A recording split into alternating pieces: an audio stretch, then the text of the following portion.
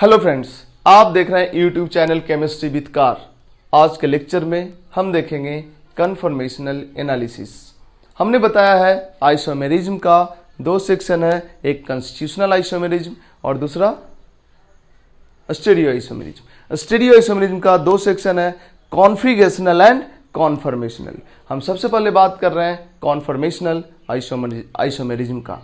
कॉन्फर्मेशनल isomerism को true isomers नहीं बोला जाता है, लेकिन फिर भी कॉन्फर्मेशनल एनालिसिस में कॉन्फर्मेशनल आइसोमेरिज्म में क्या है उसके बारे में डिटेल बात करेंगे हम अभी। कॉन्फर्मेशनल एनालिसिस हम दो तरह के मॉलिक्यूल का पढ़ेंगे, एक ओपन चेन स्ट्रक्चर वाला, एक क्लोज चेन स्ट्रक्चर वाला। अभी आज के लेक्चर में हम बात करेंगे conformational analysis open chain structure वाले का। ठीक है, पहला मॉलिक्यूल हम मीथेन ले लिए। मीथेन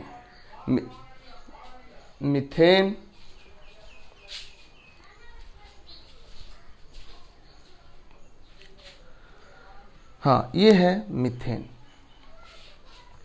अब जरा गौर करो, मीथेन में जितना भी सिंगल बॉन्ड है, सिंगल बॉन्ड के बाद रोटेशन करो।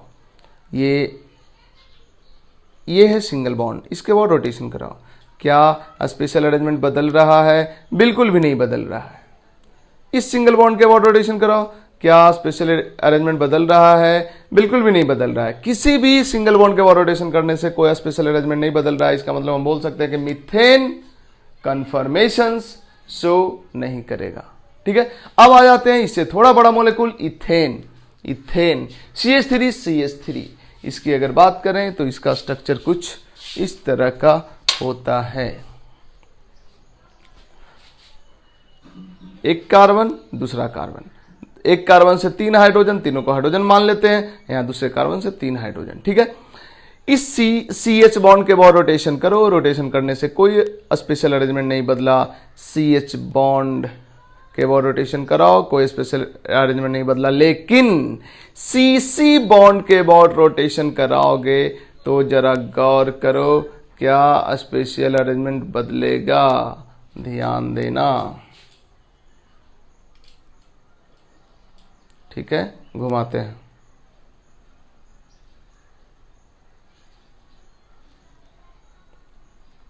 बदला स्पेशल अरेंजमेंट, बदला स्पेशल अरेंजमेंट, बदला स्पेशल अरेंजमेंट। ठीक है, तो इस तरह से इस CC बॉन्ड के अबाउट अगर रोटेशन करेंगे तो डिफरेंट स्पेशल अरेंजमेंट आएगा। यही सब कहलाता है कन्फर्मेशंस ऑफ इथेन। ओके, अब जरा गौर करो, इस CC बॉन्ड के अबाउट थोड़ा सा घुमाओगे, एक कन्फर्मेशन थोड़ा और घुमाओ, दूसरा कन्फर्मेशन थोड़ा और घुमाओ, तीसरा कन्फर्मेशन और घुमाओ, चौथा कन्फर्मेशन। इस तरह से इथेन का इनफाइनाइट कन्फर्मर्स होगा।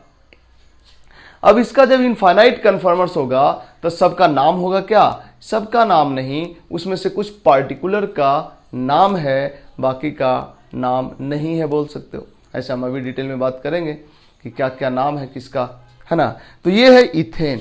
अब जरा गौर करो इधर, अगर इथेन के ऑर्बिटल डायग्राम को दिखाएं तो हमने केमिकल बॉन्डिंग में पढ़ा था, कार्बन का हाइब्रिडाइजेशन sp3, कार्बन का हाइब्रिडाइजेशन sp3, 3 लोब होगा, 4 लोब होगा, 1 लोब, 2 लोब, 3 लोब, 4 लोब। चारों में एक एक इलेक्ट्रॉन होगा, एक एक इलेक्ट्रॉन होगा, और इस चारों से, इसमें से 3 से हाइड्रोजन का 1s एक एक इलेक्ट्रॉन लेके ओवरलैप किया तो यहाँ पे 2 इलेक्ट्रॉन हो गया, 2 इलेक्ट्रॉन। ये CH बॉन्ड। सिमिलरली इस कार्बन के पास भी 4 sp3 ऑर्बिटल, चारों में एक एक इलेक्ट्रॉन, 1 लोब इधर, 1 लोब इधर, 1 लोब इधर, 1 लोब इधर, 4 sp3 हाइब्रिडाइज्ड ऑर्बिटल हो गया, चारों में एक एक इलेक्ट्रॉन है। और चूंकि इसमें पहले से 1 इलेक्ट्रॉन था, इसमें 1 इलेक्ट्रॉन है, 2 इलेक्ट्रॉन हो गया, ये बॉन्ड बन गया। ये जो ओवरलैपिंग हुआ है sp3 ओवरलैपिंग है, और ये जो ओवरलैपिंग है sp3s है, sp3s। ओके, अब जरा गौर करो, अगर इसको होल्ड करें और इसको घुमाएं, इसको होल्ड करें और इसको घुमाएं तो क्या यहां पे एक्सटेंट ऑफ ओवरलैपिंग इफेक्टेड होगा? यहां अगर इसको घुमाएंगे, इसको होल्ड करके इसको घुमाएंगे तो यहां पे ज्यादा ओवरलैप हो जाएगा? कम ओवरलैप हो जाएगा, ऐसा होगा क्या? नहीं, ऐसा नहीं होगा। यहां ओवरलैपिंग पे कोई इफेक्ट नहीं पड़ेगा, क्योंकि ये कुछ इस तरह का चीज है, ऐसे घुमा रहा है तो ओवरलैपिंग इफेक्टेड है, इफेक्ट पड़ रहा है ओवरलैपिंग पे? नहीं पड़ रहा है। ऐसा ही कुछ यहां पे हो रहा है। जब तक ओवरलैपिंग पे इफेक्ट नहीं पड़ेगा तब तक बॉन्ड का स्ट्रेंथ में कोई डिफरेंस नहीं आएगा। बॉन्ड का स्ट्रेंथ किसके वजह से होता है? एक्सटेंट ऑफ ओवरलैपिंग के वजह से। ज्यादा ओवरलैपिंग होगा बॉन्ड स्ट्रॉन्गर होगा। तो इस बॉन्ड के बॉन्ड घूमने से यहां ओवरलैपिंग पे कोई इफेक्ट नहीं पड़ रहा है, मतलब ये बॉन्ड कमजोर या स्ट्रॉन्ग इसके घूमने से नहीं हो रहा है। जैसा ये है वैसा ही रहेगा। मतलब इस बॉन्ड के अबाउट रोटेशन के लिए बहुत ज्यादा एनर्जी की रिक्वायरमेंट नहीं है, बहुत कम ही एनर्जी से ये घूमने लगता है और घूमता ही रहता है। अब ये बहुत कम एनर्जी कहां से आया? ये एनर्जी जनरली रूम टेम्परेचर पे मोलेकुल के पास अवेलेबल होता ही है। ठीक है, अब देखो, तो हम ये बोल सकते हैं कहीं भी सिंगल बॉन्ड है तो उसके अबाउट रोटेशन होता है, और रोटेशन होने से जो डिफरेंट स्पेशल अरेंजमेंट आता है वही सब क्या कहलाता है? कन्फर्मर्स। उस कंपाउंड का हमने अभी बोला किसी भी कंपाउंड में सिंगल बॉन्ड के अबाउट रोटेशन होता है। ये कंप्लीटली ट्रू नहीं है। अगर रिंग रहेगा, छोटा रिंग रहेगा, तो उसमें हो सकता है कि सिंगल बॉन्ड के अबाउट रोटेशन ना हो, क्योंकि रोटेशन होने से मोलेकुल ब्रेक कर सकता है। तो इसके बारे में हम बात करेंगे जब साइक्लिक मोलेकुल्स में कन्फर्मेशनल एनालिसिस की बात करेंगे, वहां पे देखेंगे, जो कि मोस्ट प्रोबेबली अगले लेक्चर में आएगा। ऐसे जनरली ओपन चेन स्ट्रक्चर में सीसी बॉन्ड के अबाउट या किसी भी सिंगल बॉन्ड के अबाउट मोलेकुल आराम से घूम सकता है। उस घूमने से डिफरेंट स्ट्रक्चर जो बनेगा उसी को कन्फर्मर्स बोलेंगे। जरा गौर करना, इसका हमने बना दिया न्यूमैन प्रोजेक्शन, इसका न्यूमैन प्रोजेक्शन, या बोलो इसका न्यूमैन प्रोजेक्शन। इसको मान लिया फ्रंट कार्बन और इसको मान लिया बैक कार्बन, न्यूमैन प्रोजेक्शन। अब जरा गौर करो, ये न्यूमैन प्रोजेक्शन है, ये बैक कार्बन है, ये फ्रंट कार्बन है। फ्रंट कार्बन बैक कार्बन के बीच में जो बॉन्ड है सीसी सिग्मा बॉन्ड, उस बॉन्ड के अबाउट बड़े आराम से रोटेशन हो सकता है। ठीक है, बैक कार्बन को होल्ड करते हैं, बैक कार्बन को पकड़े रहते हैं और फ्रंट कार्बन को ऐसे घुमाते हैं 60 डिग्री से। 60 डिग्री से जब घुमाएंगे तो ये वाला स्ट्रक्चर आएगा। फ्रंट कार्बन को फिर से बैक कार्बन को होल्ड करके फ्रंट कार्बन को फिर से 60 डिग्री से घुमाए, ये स्ट्रक्चर आएगा। ठीक है, यहां 60 डिग्री लिखा है, 60 डिग्री से घुमा रहा है उसको लिखा है। ठीक है, इसको बोलते हैं इक्लिप्स्ड। ये जो फॉर्म है इसको बोलते हैं इक्लिप्स्ड फॉर्म, और ये जो फॉर्म आया है इसको बोलेंगे स्टैगर्ड फॉर्म। इसके बाद जो फॉर्म आया है इसको भी क्या बोलेंगे? इक्लिप्स्ड फॉर्म ही नहीं।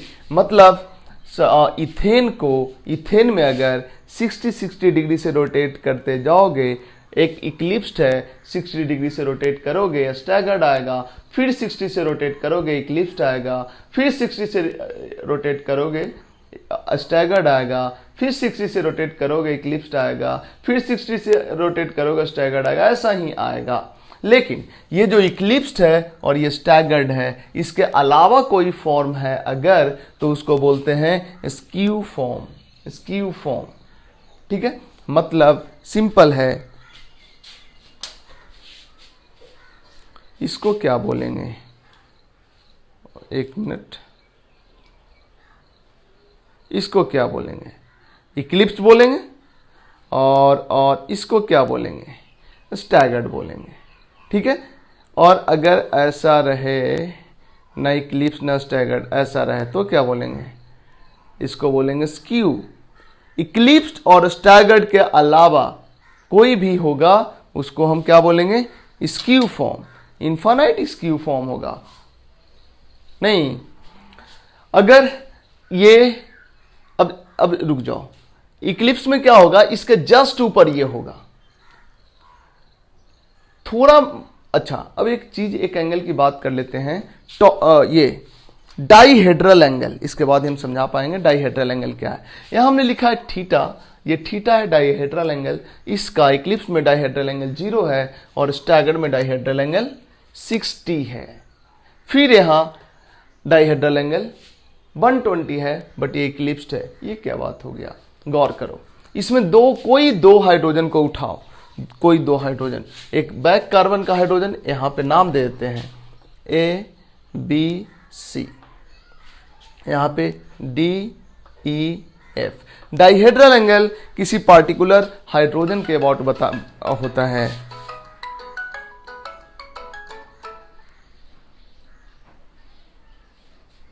देखो डाइहेड्रल एंगल जो होता है, डाइहेड्रल एंगल में अभी क्लियर हो जाएगा डाइहेड्रल एंगल, टेंशन मत लो। हाँ, किसी दो हाइड्रोजन के अबाउट हम डाइहेड्रल एंगल की बात करेंगे। ऐसे देखो, डाइहेड्रल एंगल एक्चुअली में क्या होता है वो समझा रहे हैं हम, और फिर इसको शॉर्टकट में ट्रिक से बताएंगे। देखो, ये जो कार्बन है, ये कार्बन, रुको, ये कार्बन, ये हाइड्रोजन, सॉरी ये कार्बन और ये हाइड्रोजन, ये हाइड्रोजन, ये कार्बन, ये कार्बन, इस 3 पॉइंट से जो प्लेन बनेगा, और ये हाइड्रोजन, ये कार्बन, ये कार्बन, इस 3 पॉइंट से जो प्लेन बनेगा, इस दोनों प्लेन के बीच का एंगल ही डाइहेड्रल एंगल कहलाता है। या तुम सिंपली बोल सकते हो कि अगर इसका न्यूमैन प्रोजेक्शन ले लेते हो तो ये वाला चीज यहाँ पे आ जाएगा, और उस केस में इसके और इसके बीच का जो एंगल होगा वही डाइहेड्रल एंगल होगा। जब इसको ऐसे कर देते हैं और हम बात कर रहे हैं इस दोनों के रेफरेंस में, तो इस दोनों का बीच का एंगल 0 है। अगर इसके न्यूमैन प्रोजेक्शन में देखेंगे तो इसका डाइहेड्रल एंगल, इस मॉलिक्यूल का, अभी इस दोनों के रेफरेंस में डाइहेड्रल एंगल 0 बोलेंगे। अगर इसको हम ऐसे कर देते हैं तो डाइहेड्रल एंगल कितना हो गया,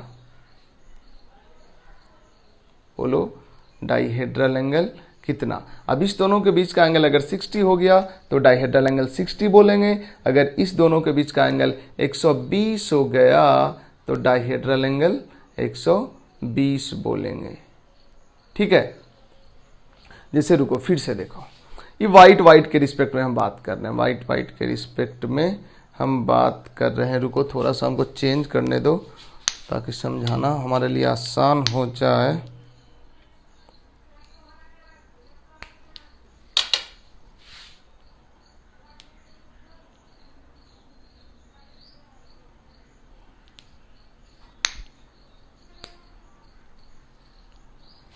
देखो, हमें वाइट वाले बॉल के रिस्पेक्ट में बात कर रहे हैं।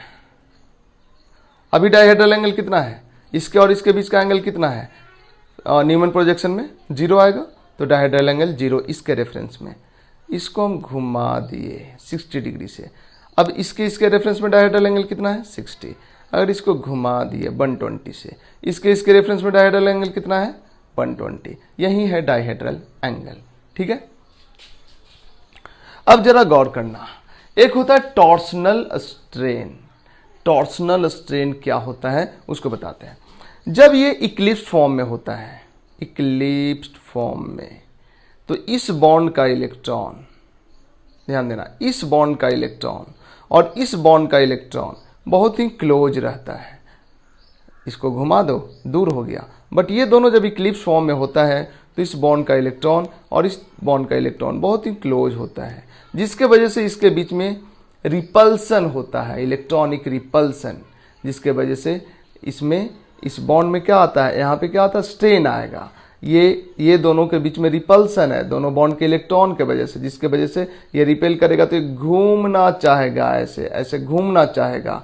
अगर इसको यहीं पे रखना है तो इसको होल्ड करके रखना पड़ेगा, नहीं तो इस रिपल्सन के वजह से ये घूम जाएगा। ठीक है, मतलब ये इक्लिप्स फॉर्म में रहना बिल्कुल भी पसंद नहीं करेगा, क्योंकि इक्लिप्स फॉर्म में इस दोनों के बीच में रिपल्सन हो रहा होगा, जिसके वजह से इसका एनर्जी बढ़ जाएगा, जिसके वजह से ये अनस्टेबल हो जाएगा। ठीक है, लेकिन अगर यही थोड़ा घुमा दो, स्टैगर्ड फॉर्म में कर दो, तो इस केस में इसके और इसके बीच का रिपल्सन क्या हो जाएगा, कम हो जाएगा। मतलब टॉर्सनल स्ट्रेन कम हो जाएगा, या बोलेंगे टॉर्सनल स्ट्रेन नहीं रहेगा क्योंकि इसके बीच का डिस्टेंस क्या हो गया, दूर हो गया। बट इसी दोनों को पास ले आओ तो फिर से इस दोनों के बीच में इस बॉन्ड के 2 इलेक्ट्रॉन, इस बॉन्ड के 2 इलेक्ट्रॉन के बीच में रिपल्सन होगा। इसी रिपल्सन को बोलते हैं टॉर्सनल स्ट्रेन। रिपल्सन की वजह से इक्लिप्स का एनर्जी बढ़ जाएगा और स्टैगर का एनर्जी कम हो जाएगा क्योंकि यहां रिपल्सन कम हो जाएगा। अब जरा गौर करो, यहां पे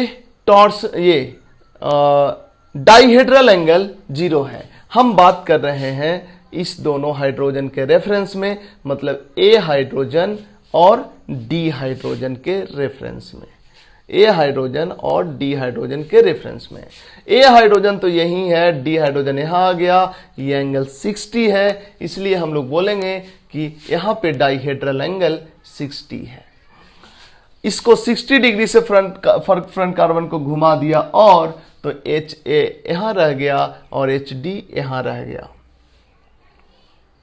मतलब डाइहेड्रल एंगल 120 है। बट चूंकि सब हाइड्रोजन ही है, इसका मतलब ये डाइहेड्रल एंगल 120 और डाइहेड्रल एंगल 0, ये दोनों एक ही स्पेशियल अरेंजमेंट है। फोन को बंद ही करना पड़ेगा मेरे को, बार बार कॉल आ रहा है। रुको साइलेंट कर लेते हैं।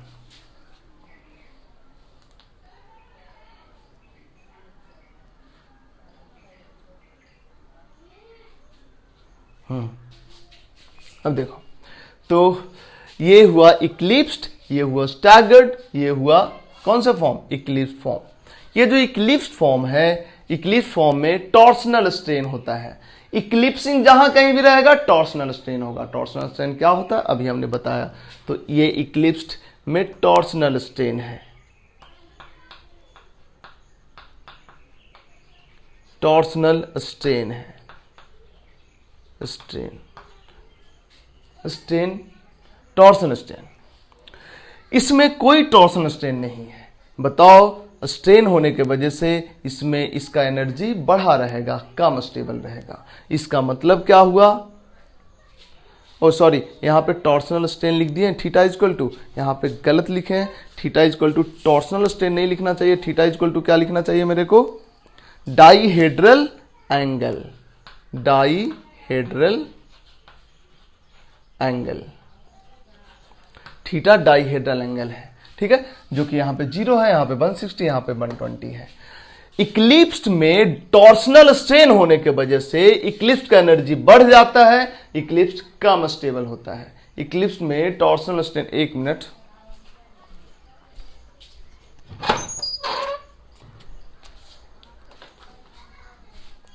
इक्लिप्स्ड में टॉर्सनल स्ट्रेन होने के वजह से इक्लिप्स्ड कम स्टेबल होता है, इक्लिप्स्ड का एनर्जी ज्यादा होता है विथ रिस्पेक्ट टू स्टैगर्ड। याद रखना, इक्लिप्स्ड कम स्टेबल होता है, स्टैगर्ड के रिस्पेक्ट में वजह क्या होता है, टॉर्सनल स्ट्रेन। यहां पे हमने लिखा skew, other than eclipsed and staggered. Staggered और इक्लिप्स्ड के अलावा कोई भी फॉर्म इसका है तो उसको स्क्यू फॉर्म बोलेंगे, फॉर्म तो इनफाइनाइट होगा। स्टेबिलिटी सबसे ज्यादा स्टैगर्ड का, देन स्क्यू का, देन इक्लिप्स्ड का। सबसे ज्यादा स्टैगर्ड क्यों स्टेबल हुआ, क्योंकि इसमें कोई टॉर्सनल स्ट्रेन नहीं है, या ये बोलो टॉर्सनल स्ट्रेन मिनिमम है। सबसे ज्यादा टॉर्सनल स्ट्रेन इक्लिप्स्ड में है, जिसकी वजह से इसका स्टेबिलिटी सबसे कम, और स्क्यू इस दोनों के बीच में आता है। हम पोटेंशियल एनर्जी की बात करें, ऐसे पोटेंशियल एनर्जी ना लिख के एनर्जी भी लिख सकते हैं। तो एनर्जी अगर लिखें तो जो ज्यादा स्टेबल होता है उसका एनर्जी मिनिमम होता है, तो एनर्जी सबसे कम स्टैगर्ड का, देन स्क्यू का, सबसे ज्यादा इक्लिप्स्ड का। ये जो एनर्जी है ये पोटेंशियल एनर्जी ही होता है। जब हम किसी मॉलिक्यूल का स्टेबिलिटी का बात करते हैं तो वहां पे हम पोटेंशियल एनर्जी ही कंपेयर करते हैं, टोटल एनर्जी कंपेयर नहीं करते हैं, क्योंकि टोटल एनर्जी में काइनेटिक एनर्जी भी होता है, और काइनेटिक एनर्जी तो डिपेंड करेगा टेम्परेचर पे। जब हम दो मॉलिक्यूल की बात करते हैं कि ये दोनों में कौन ज्यादा स्टेबल, या दो कन्फर्मर की बात करते हैं कि इस दोनों में कौन ज्यादा स्टेबल, तो हम ये मान के चलते हैं कि दोनों सेम टेम्परेचर पे है। तो जब सेम ही टेम्परेचर पे है तो दोनों का काइनेटिक एनर्जी तो सेम है, तो फिर हम क्या कंपेयर करेंगे, पोटेंशियल एनर्जी ही। अगर पोटेंशियल एनर्जी बोलें तब भी वही होगा, टोटल एनर्जी बोलें तब भी वही होगा, क्योंकि डिफरेंस अगर आएगा किसी में तो पोटेंशियल एनर्जी में ही आएगा, काइनेटिक एनर्जी में नहीं, क्योंकि हम मान के चलते हैं कि दोनों का टेम्परेचर सेम है। एक का टेम्परेचर ज्यादा, एक का टेम्परेचर कम करके थोड़े ना स्टेबिलिटी चेक करते हैं हम लोग। तो ये हो गया इथेन का कन्फॉर्मेशनल एनालिसिस। अभी बाकी है, यहां पे एक छोटा सा पॉइंट हमने लिखा है स्ट्रेन। केमिस्ट्री में जो तुम स्ट्रेन पढ़ोगे, तीन तरह का स्ट्रेन पढ़ोगे, एक एंगल स्ट्रेन होगा, एक स्टेरिक स्ट्रेन होगा और एक टॉर्सनल स्ट्रेन होगा। अभी अभी हमने बात किया टॉर्सनल स्ट्रेन किसको बोलते हैं। इक्लिप्सिंग में CH बॉन्ड के इलेक्ट्रॉन के बीच में जो रिपल्सन होता है उसी को बोलते हैं टॉर्सनल स्ट्रेन, जिसके वजह से इक्लिप्स्ड कम स्टेबल होता है। मतलब ये अगर स्टैगर्ड है, सोचो ये स्टैगर्ड फॉर्म है, तो अगर ये इक्लिप्स बनना चाहेगा भी, ध्यान देना, ये स्टैगर्ड फॉर्म है, इक्लिप्स बनना चाहेगा भी तो मॉलिक्यूल उसको रोकेगा, इसके बीच का क्या होगा, रिपल्सन होगा। तो ये जब ऐसे पास आना चाहेगा, ऐसे है, ऐसे पास आना चाहेगा तो ये रिपेल करेगा, इक्लिप्स बनने ही नहीं देना चाहेगा। यही वजह है कि इथेन को अगर किसी वेसल में रखो तो उसमें से अगर 100 मॉलिक्यूल है तो ज्यादातर मॉलिक्यूल स्टैगर्ड फॉर्म में होगा, इक्लिप्स फॉर्म में बहुत कम मॉलिक्यूल होगा, लेकिन होगा। इथेन किसी वेसल में रखते हो तो उसमें ऐसा नहीं कि सबका सब स्टैगर्ड फॉर्म में रहेगा, मेजोरिटी स्टैगर्ड फॉर्म में होगा, बट इक्लिप्स फॉर्म में भी होगा और स्क्यू फॉर्म में भी होगा, ठीक है। लेकिन जो फॉर्म ज्यादा स्टेबल होगा उसमें ज्यादातर मॉलिक्यूल रहेगा। ओके, तो स्ट्रेन तीन टाइप का होता है, एंगल स्ट्रेन जिसको बेयर्स स्ट्रेन भी बोलते हैं, steric strain and torsional strain. Torsional strain हम बात कर चुके, अब हम बात करेंगे एंगल स्ट्रेन और स्टेरिक स्ट्रेन के बारे में। स्टेरिक स्ट्रेन बड़ा सिंपल है, दो मॉलिक्यूल के बल्कीनेस के कारण जो स्ट्रेन आता है उसको स्टेरिक स्ट्रेन बोलते हैं।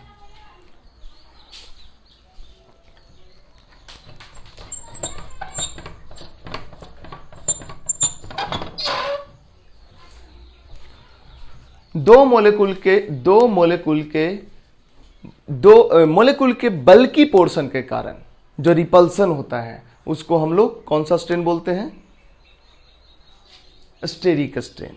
अभी हम बताएंगे ये दोनों हाइड्रोजन के जगह पे इक्लिप्सिंग के कारण यहां पे कौन सा स्ट्रेन है, टॉर्सनल स्ट्रेन। लेकिन ये H के जगह पे कोई बड़ा ग्रुप होता, यहां पे CH3 होता, यहां पे CH3 होता, तो वैसे केस में टॉर्सनल स्ट्रेन के साथ साथ एक स्टेरिक स्ट्रेन भी आता। मतलब यहां पे बड़ा CH3 के बीच में भी रिपल्सन होता। वैसे केस में देखो क्या होता, ये जो मॉलिक्यूल है इक्लिप्स अगर है, इक्लिप्स नहीं है by the way, staggered form में है, अगर इसको ध्यान देना, अगर इसको, अरे बात नहीं करो, अगर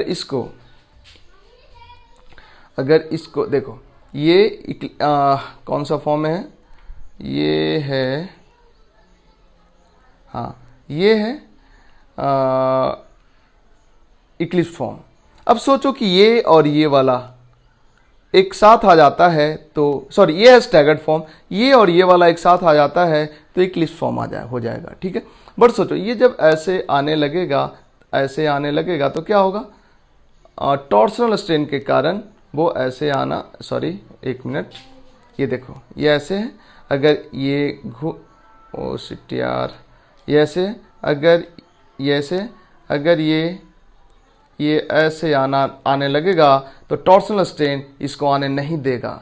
दूसरा बात, अगर यहाँ पे बड़ा सा ग्रुप होता, यहाँ पे भी बड़ा सा ग्रुप होता, मतलब यहाँ और यहाँ बड़ा ग्रुप होता और तब ये इक्लिप्स बनना चाहता, तब ऐसे केस में टॉर्सनल स्ट्रेन के साथ साथ इसका जो बल्की ग्रुप है, ये जो बल्की ग्रुप है इसके बीच में भी रिपल्सन होता। मतलब स्टैगर्ड को इक्लिप्स बनने से रोकता टॉर्सनल स्ट्रेन भी और स्टेरिक स्ट्रेन भी, ठीक है। तो ग्रुप के बल्की होने के कारण, बड़ा बड़ा ग्रुप कम जगह में होने के कारण जो ग्रुप्स के बीच में रिपल्सन होता है उसको बोलते हैं स्टेरिक स्ट्रेन, ठीक है। तो ये हो गया steric strain, torsional strain, steric strain हो गया। एक हुआ एंगल स्ट्रेन, क्या होता है इसको हम बात करेंगे थोड़ा रुक के, पहले हम इसका एनर्जी प्रोफाइल बना लेते हैं। इसका एनर्जी प्रोफाइल बना लेते हैं, तब हम बात करेंगे कौन सा, एंगल स्ट्रेन का। हालांकि angle strain mainly cyclic molecule में होता है। टॉर्सनल स्ट्रेन इक्लिप्सिंग के केस में होगा। स्टेरिक स्ट्रेन इक्लिप्सिंग के केस में अगर ये दोनों हाइड्रोजन के जगह पे बल्कि ग्रुप होगा तो स्टेरिक स्ट्रेन होगा, और भी कई जगह पे स्टेरिक स्ट्रेन होता है। ऐसा ही हमने बात किया था कौन सा था, ये 10 एनुलिन एरोमेटिक कंपाउंड में बात किया था। 10 एनुलिन का एरोमेटिक नेचर जो डिस्टर्ब हो जाता है, 10 एनुलिन एरोमेटिक से नॉन एरोमेटिक जो बनता है स्टेरिक स्ट्रेन के कारण ही बनता है। वहां पे 2 हाइड्रोजन बहुत छोटे से जगह में पड़ा होता है, जिसके वजह से दोनों के बीच रिपल्सन होता है, जिसके वजह से पूरा मॉलिक्यूल एग्जैक्ट प्लेनर नहीं रह पाता है, जिसके वजह से 10 एनुलिन जिसको एरोमेटिक होना चाहिए था वो नॉन एरोमेटिक हो जाता है। स्टेरिक स्ट्रेन किसी भी ग्रुप्स के बीच में आ सकता है अगर वो ग्रुप बहुत कम जगह में बड़ा ग्रुप है, या ये बोलो ग्रुप छोटा भी है और जगह बहुत कम है, तो उन दोनों के बीच में स्टेरिक स्ट्रेन आ सकता है। जैसे छोटा सा बेंच पे, जिस बेंच पे 2 बच्चा बैठ सकता है, उस पे 4 बच्चा को बिठा दो, स्टेरिक स्ट्रेन आएगा। बच्चा के बीच में क्या होगा, कम जगह में रहेगा तो एक दूसरे को पुश करता रहेगा। यही है स्टेरिक स्ट्रेन, बल्कीनेस के कारण जो स्ट्रेन आए। तो हम एंगल की बात करने के पहले हम इसका एनर्जी प्रोफाइल बनाएंगे। तो हम इसको मिटाते हैं, तुम लोग स्क्रीनशॉट ले लो।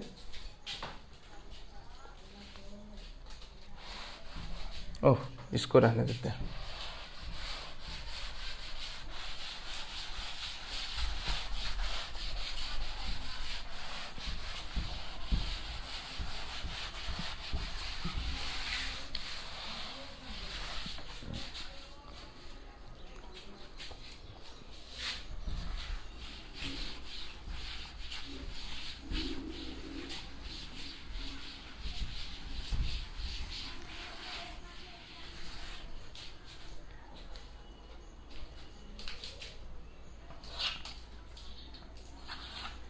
इधर लिखते हैं डाइहेड्रल एंगल।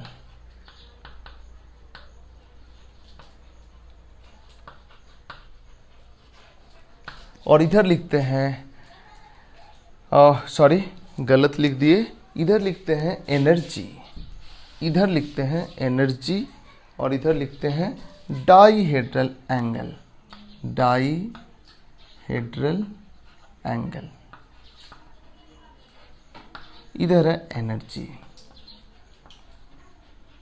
या पोटेंशियल एनर्जी भी लिख सकते हो।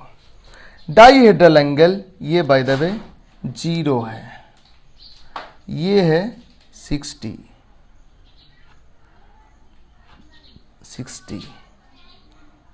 120, 180,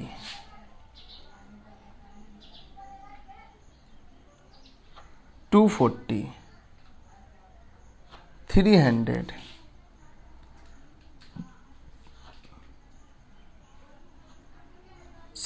360, ये है 360, ये है 240, और ये है 60, ये है 120, 180,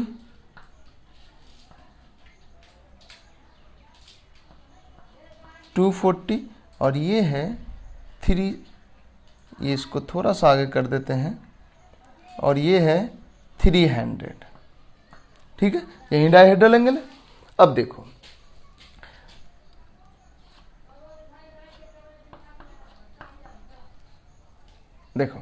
अगर इसका नाम A दे देते हैं इक्लिप्स्ड को, इसको नाम देते हैं B और इसको नाम देते हैं C, तो ये C कोई और नहीं है, A ही है, इक्लिप्स्ड ही है। ठीक है, तो अब बताओ A और B में सबसे ज्यादा स्टेबल B था, A का स्टेबिलिटी कम था। तो A का A यहां पे अगर आएगा, यहां पे आएगा A अगर यहां पे आएगा डाइहेड्रल एंगल 0 पे, A अगर ये है तो डाइहेड्रल एंगल 60 पे कौन आएगा? बी आएगा। डाइहेड्रल एंगल 120 पे कौन आएगा? सी कौन आएगा देखते हैं।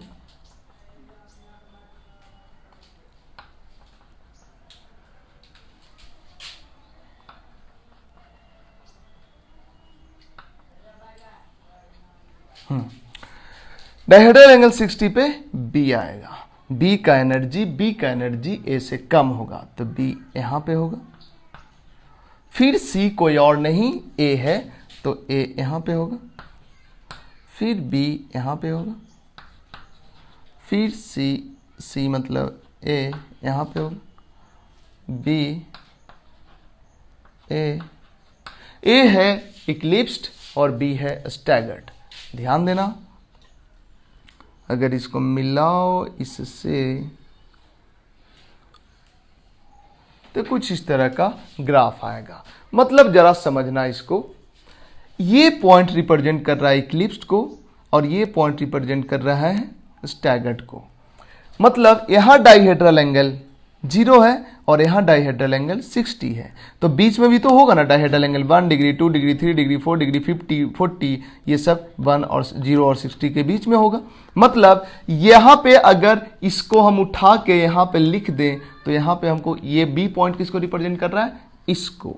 तो अब सोचो, इसको घुमाया है 60 से, अगर 10 डिग्री से घुमाता तो न ये बनता न ये रहता, इस दोनों का बीच का कोई आता, मतलब उसका पोजीशन कहां रहेगा? यहां कहीं रहेगा, यहां कहीं रहेगा।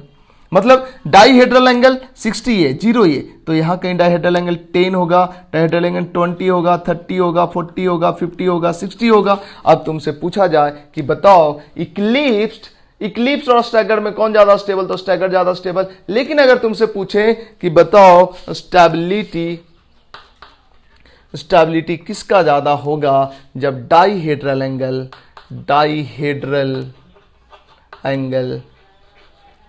10 डिग्री है तब या 20 डिग्री है तब? स्टेबिलिटी बताना है। डाइहेड्रल एंगल 10 डिग्री है तब ज्यादा होगा कि 20 डिग्री है तब?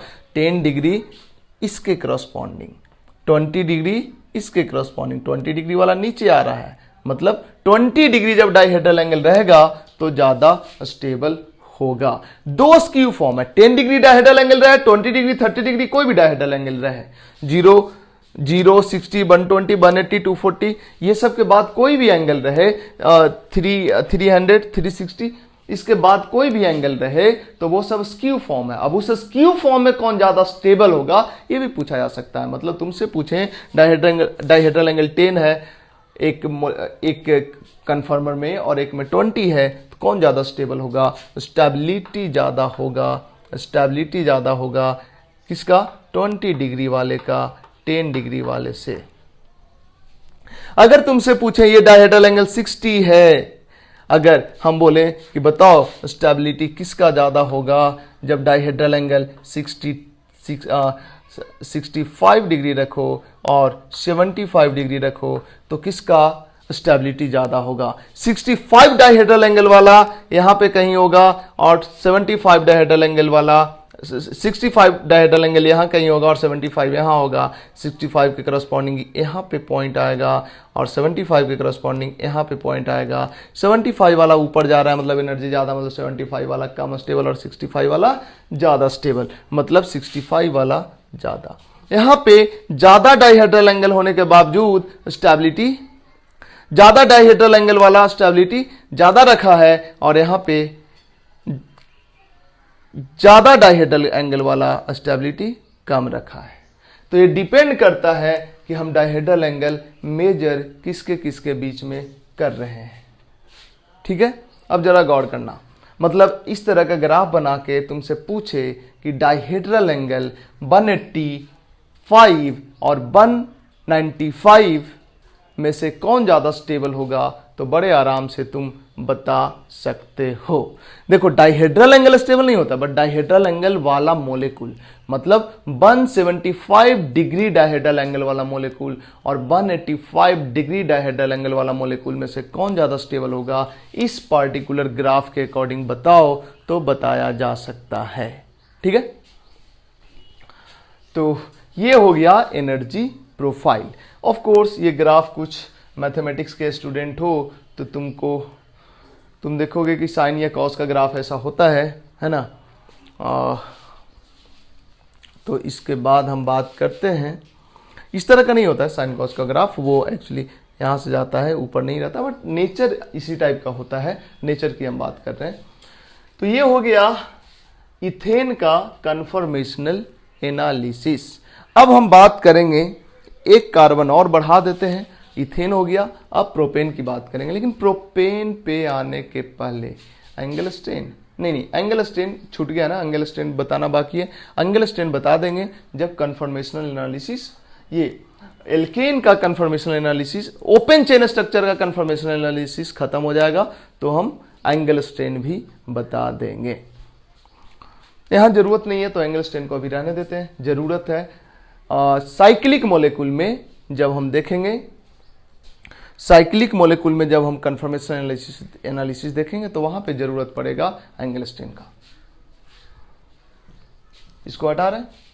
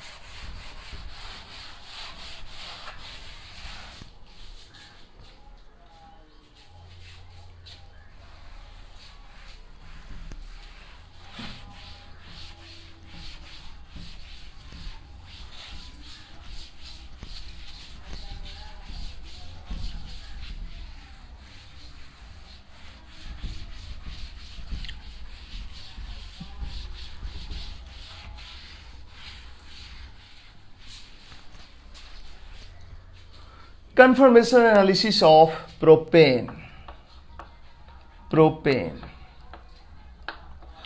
प्रोपेन की बात करें, प्रोपेन होता है CH3 CH2 CH3। हम यहाँ पे बात करेंगे इस कार्बन के, इस CC, ये कार्बन और ये कार्बन के बीच का जो बॉन्ड है, इसके अबाउट कन्फर्मेशन एनालिसिस देखेंगे। इसके अबाउट भी देखा जा सकता है बट हम इसके अबाउट देखेंगे। अब देखो, क्या इसको हम ऐसे लिख सकते हैं, carbon carbon hydrogen hydrogen hydrogen और इधर CH3 means methyl hydrogen hydrogen. इस बॉन्ड के अबाउट हम कन्फर्मेशनल एनालिसिस देखते हैं। तो इसको मान लें अगर हम, इसको मान लें अगर फ्रंट कार्बन और इसको मान लें बैक कार्बन, तो जरा गौर करो क्या होगा इसका न्यूमैन प्रोजेक्शन।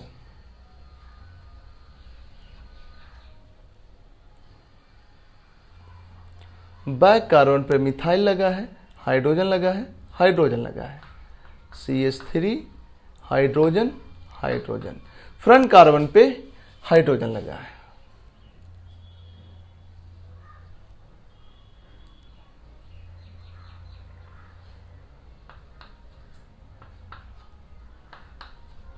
है ना। ये हुआ इक्लिप्स फॉर्म। अब क्या करो, अच्छा एक चीज हम बताना भूल गए थे, अभी बताएंगे, अभी बता देंगे। ये इसके और इसके बीच में हम डाइहेड्रल एंगल की बात कर रहे हैं, तो यहां पे डाइहेड्रल एंगल कितना है, 0 है। घुमा दो मॉलिक्यूल को 60 डिग्री से, बैक कार्बन को पकड़े रहो, फ्रंट कार्बन को 60 डिग्री से रोटेट करो, तो देखो हाइड्रोजन हाइड्रोजन और यहां पे क्या आएगा CH3। ये तो ऐसे ही रहेगा, ये तो ऐसे ही रहेगा। यहां पे आ जाएगा हाइड्रोजन, यहां पे आ जाएगा हाइड्रोजन, यहां पे आ जाएगा हाइड्रोजन। अब बताओ और घुमा, सॉरी कुछ गड़बड़ किया हमने, यहां से इसको ऐसे करना चाहिए, ऐसे ही तो फ्रंट कार्बन से है ना। इसके बाद फिर से, अच्छा यहां पे जो डाइहेड्रल एंगल है ये है 60 डिग्री। इसके बाद और मॉलिक्यूल को, फ्रंट कार्बन को और घुमाओ 60 डिग्री से, तो क्या होगा वो देखो, तो बैक कार्बन को होल्ड किए हुए हैं, पकड़े हुए हैं, ये तो एज इट इज जैसा एक में है वैसे ही सारे में है। और इसके बाद front carbon hydrogen hydrogen hydrogen. अब जरा गौर करो, अगर ये क्या है, इसको A लिखें, इसको B लिखें और इसको C लिखें तो पता ये चलेगा कि A और C सेम है। इसको बोलेंगे हम स्टैगर्ड, इसको बोलेंगे सॉरी A क्या होगा, A होगा इक्लिप्स्ड, ये A होगा इक्लिप्स्ड और ये होगा स्टैगर्ड। ये क्या होगा, ऑफ कोर्स इक्लिप्स्ड। अब अगर हम तुमसे पूछें कि बताओ A और B में किस में टॉर्सनल स्ट्रेन है, तो ऑफ कोर्स यहाँ पे ये जो CH बॉन्ड है और ये CC बॉन्ड है एक दूसरे को ओवरलैप करता हुआ दिख रहा है, तो यहाँ पे होगा टॉर्सनल स्ट्रेन, टॉर्सनल स्ट्रेन। थोड़ा बहुत स्टेरिक स्ट्रेन भी होगा क्योंकि यहाँ पे एक बल्कि ग्रुप आ गया है। अगर दोनों पे बल्कि ग्रुप होता, यहाँ भी CH3 यहाँ भी CH3 होता, तब तो स्टेरिक स्ट्रेन बहुत ज्यादा हो जाता, बट अभी भी थोड़ा बहुत स्टेरिक स्ट्रेन है, स्टेरिक स्ट्रेन। बट यहाँ पे ना ही टॉर्सनल है ना ही स्टेरिक है। इस वजह से इस दोनों में अगर हम स्टेबिलिटी की बात करें, स्टेबिलिटी की बात करें तो किसका स्टेबिलिटी ज़्यादा होगा, स्टैगर्ड का स्टेबिलिटी ज़्यादा होगा। किससे, इक्लिप्स्ड से। अगर हम एनर्जी की बात करें, ऑफ कोर्स हम पोटेंशियल एनर्जी की बात कर रहे हैं, किसका ज़्यादा होगा, जिसका स्टेबिलिटी ज़्यादा होता है उसका एनर्जी कम होता है, मतलब स्टैगर्ड का एनर्जी कम होगा इक्लिप्स्ड के रिस्पेक्ट में। ओके, अगर इसका एनर्जी प्रोफाइल बनाओ तो एनर्जी प्रोफाइल एग्जैक्टली वैसा ही बनेगा जैसा हमने इथेन का बनाया था, कुछ इस तरह का।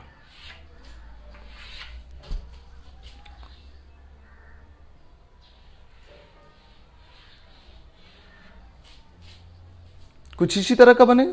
यहाँ पे डाइहेड्रल एंगल 0 होगा, यहाँ पे डाइहेड्रल एंगल 60 होगा, यहाँ पे डाइहेड्रल एंगल 120 होगा, यहाँ पे डाइहेड्रल एंगल कितना था, 120 था। यहाँ पे डाइहेड्रल एंगल 180 होगा, यहाँ पे डाइहेड्रल एंगल 240 होगा और यहाँ पे डाइहेड्रल एंगल 300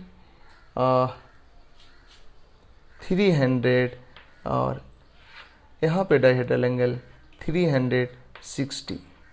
इस तरह का एनर्जी प्रोफाइल आएगा, तुम बना के देख सकते हो। इधर एनर्जी होगा,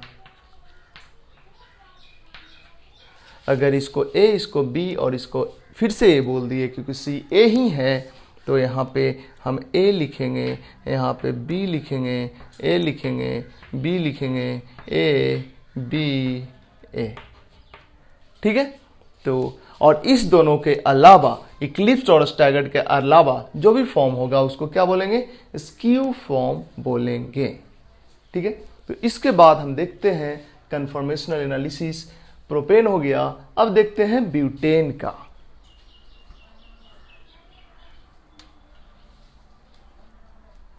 या एक काम करते हैं, वीडियो 43 मिनट का हो गया है तो यहीं पे रोकते हैं इस वीडियो को और मिलते हैं नेक्स्ट लेक्चर में ब्यूटेन का कन्फर्मेशंस के साथ।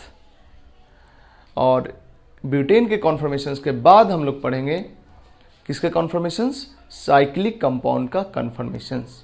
ठीक है, तो अभी के लिए इतना ही, मिलते हैं नेक्स्ट लेक्चर में। Thank you.